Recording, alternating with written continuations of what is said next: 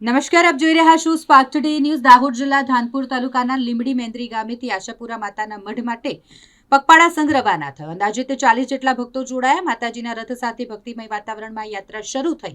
કુલ અંતર 700 કિલોમીટર 15 દિવસમાં પૂરા કરાશે. દરરોજ 50 કિલોમીટરની યાત્રા પરંપરા છેલ્લા 5 વર્ષથી ચાલુ છે. આ વર્ષે છઠ્ઠા વર્ષે પણ ભક્તોની હાજરી પુષ્કળ જોવા મળી. આશાપુરા માતાનું મંદિર ભુજથી 80 કિલોમીટર દૂર છે. આ માતાના મઢ ખાતે 14મી સદીથી આસ્થા કેન્દ્ર છે. કચ્છમાં રાહત કેમ્પ, ચા પાણી, નાસ્તા, દવાઓ અને સેવા કાર્યની સુવિધા.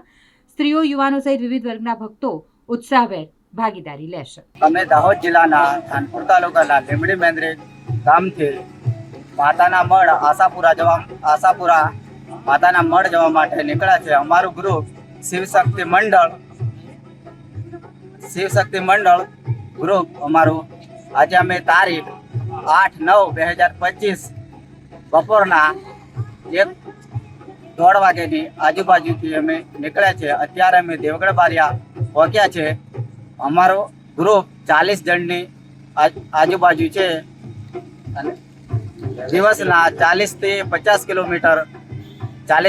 કિલોમીટર અંતર કાપીએ છીએ. અંદાજિત 10 થી 16 દિવસની અંદર દર્શન અમે કરીશું. તમે કેટલા વર્ષથી ત્યાં જાઓ છો? અમે આ 5 વર્ષ પૂર્ણ થયા. 6ઠું વર્ષ અમારું આ રનિંગ છે.